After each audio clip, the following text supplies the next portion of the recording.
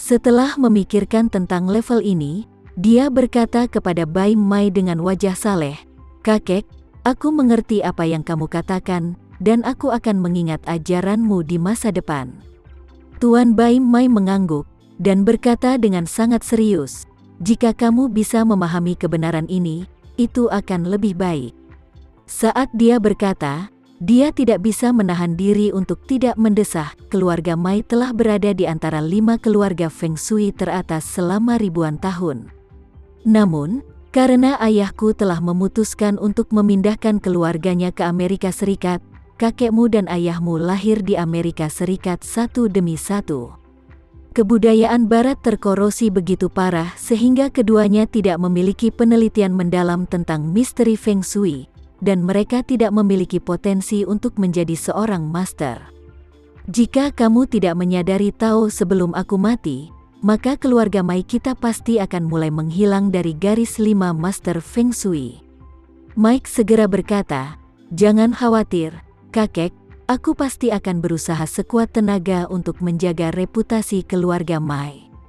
Tuan Bai Mai seketika mengangguk sedikit, mendesah pelan, dan berkata, "Hei, sudahlah, mari kita tidak membicarakannya dulu. Mari kita ambil giliran yang baik di sekolah ini dulu. Mari kita lihat apakah ada keuntungan khusus." Indonesia University of Finance and Economics adalah universitas yang relatif kecil. Jumlah total guru dan siswa di sekolah ini hanya lebih dari 10.000, yang memang jauh lebih buruk daripada universitas komprehensif dengan awal 30.000 atau 40.000.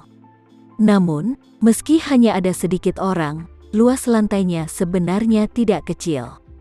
Selain itu, meskipun Indonesia University of Finance and Economics lebih rendah dari Indonesia University dalam peringkat komprehensif, disiplin manajemen ekonominya selalu menempati peringkat di antara yang terbaik di negara ini, dan dianggap sebagai disiplin profesional yang paling menonjol.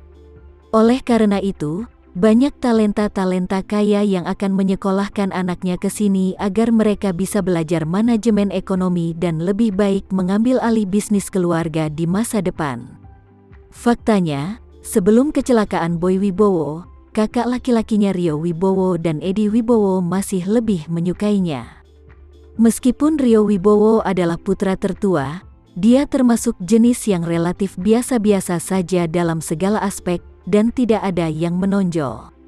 Awalnya, Edi Wibowo memiliki harapan besar padanya dan mengirimnya untuk belajar di Amerika Serikat. Tetapi siapa sangka setelah Rio Wibowo tiba di Amerika Serikat, dia akan bergaul dengan generasi kedua yang kaya, mengendarai mobil sport, pesta, minum-minum dan menjemput gadis setiap hari, sepanjang hari mabuk. Belakangan, Edi Wibowo menyadari bahwa tidak setiap anak bisa menjadi bakat saat dikirim ke luar negeri untuk menuntut ilmu. Faktanya, sebagian besar dari anak-anak ini benar-benar hancur tanpa pengawasan orang tua setelah pergi ke luar negeri. Hanya sejumlah kecil dari anak-anak yang berdisiplin diri yang dapat mempertahankan diri mereka sendiri dan dipromosikan dalam lingkungan yang memikat di luar negeri. Oleh karena itu, untuk mencegah Boy Wibowo membuat jalan memutar, dia tidak membiarkannya mengikuti jalur lama Rio Wibowo, tetapi membiarkannya masuk dalam ujian masuk perguruan tinggi melalui usahanya sendiri dan masuk ke Indonesia Institute of Finance and Economics. Anak ini memang pintar, jika tidak mungkin mempraktikkan metode pencucian otak untuk gadis kecil itu. Sangat disayangkan bahwa kepintarannya akhirnya membuatnya mengambil jalan memutar dan diubah menjadi makhluk buas yang menelan kotoran oleh Tama Renza. Kakek dan cucu berjalan mengelilingi kampus, dan Mike bertanya, "Kakek, menurutmu apakah ahli petunjuk psikologis untuk putra Edi Wibowo ada di sekolah ini?" Tuan Bai Mai menggelengkan kepalanya dan berkata, "Aku tidak yakin tentang ini. Tapi aku pikir kecelakaan putra Edi Wibowo terjadi di sekolah ini pada saat itu. Apakah orang itu ada di sekolah ini atau tidak, petunjuknya akan datang dari sini." Mulailah menyortir. Lagi pula, Tuan Bai Mai berkata, "Mike, kamu masih muda." Di sela-sela kelas, Mintalah beberapa siswa untuk menanyakan tentang Boy Wibowo, terutama dengan siapa dia telah berhubungan sebelum kecelakaan. Kamu harus mencari tahu dulu. Oke, kakek. Saat ini, BMW 530 perlahan melewati kakek dan cucu itu. Tama Renza duduk di dalam taksi. Dia telah meminta Melisa untuk membuat janji dengan Erik Hartono sebelumnya, jadi dia langsung pergi ke sekolah. Ketika dia mendengar bahwa dia punya janji dengan Profesor Erik, penjaga keamanan tidak hanya tidak menghentikannya tetapi juga dengan antusias memberitahu Tama Renza rute tersebut. Saat ini, Tama Renza kebetulan melewati danau buatan Universitas Keuangan dan Ekonomi Indonesia. Ini juga merupakan kunjungan keduanya ke Indonesia University of Finance and Economics. Terakhir kali, atas permintaan Anita, dia datang untuk membujuk teman sekelas perempuannya yang ingin bunuh diri.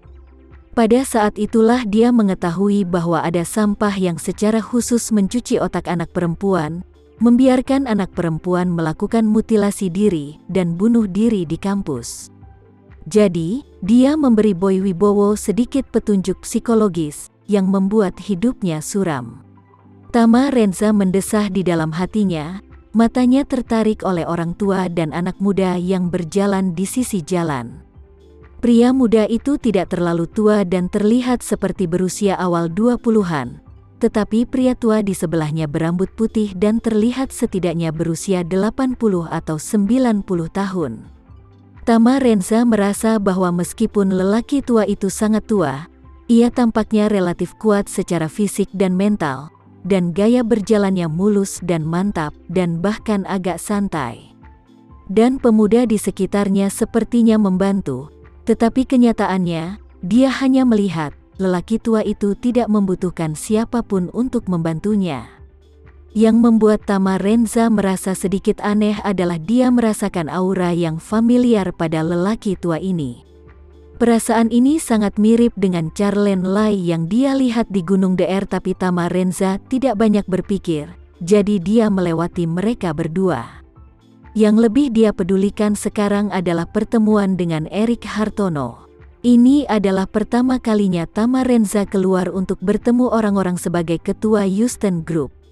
Bahkan saat bertemu Melisa untuk pertama kalinya, dia menggunakan identitas master keluarga Renza, bukan ketua Houston Group. Karena itu, dia sedikit banyak khawatir. Jika Erik Hartono dapat dibujuk untuk bekerja sama dengannya, maka semuanya baik-baik saja. Tetapi jika dia tidak dapat dibujuk, maka identitasnya sebagai ketua Houston Group akan terungkap. Erik Hartono bukan bawahannya sendiri, jadi dia adalah faktor yang tidak terkendali. Setelah rahasia dikuasai oleh orang yang tidak terkendali, kemungkinan penyebaran akan meningkat secara geometris. Tama Renza tidak tahu apakah Erik Hartono akan memberitahu Reni dan dia akan memberitahu ayah mertuanya. Namun, proyek ini sangat penting saat ini, jadi dia hanya bisa keluar untuk mengobrol dengan Erik Hartono dan berusaha keras untuk mengalahkan pria yang luar biasa ini.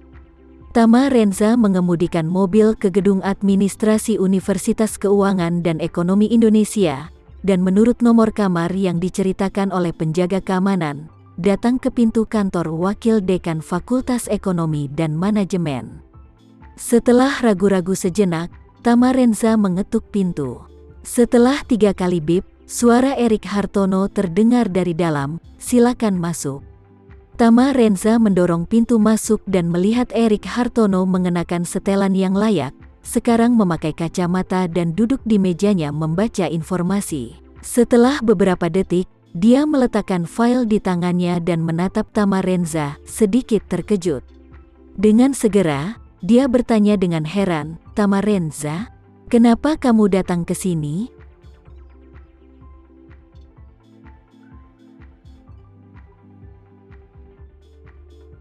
Sekian dulu ya video kali ini, kita lanjutkan lagi videonya di lain waktu.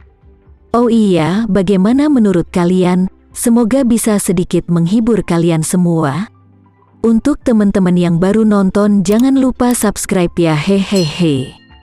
Dan kalau teman-teman ada yang ingin gabung langganan bisa langsung gabung saja untuk dapat fitur yang menarik dan sedikit membantu Mimin. Terima kasih banyak sudah menonton, sampai jumpa lagi, bye.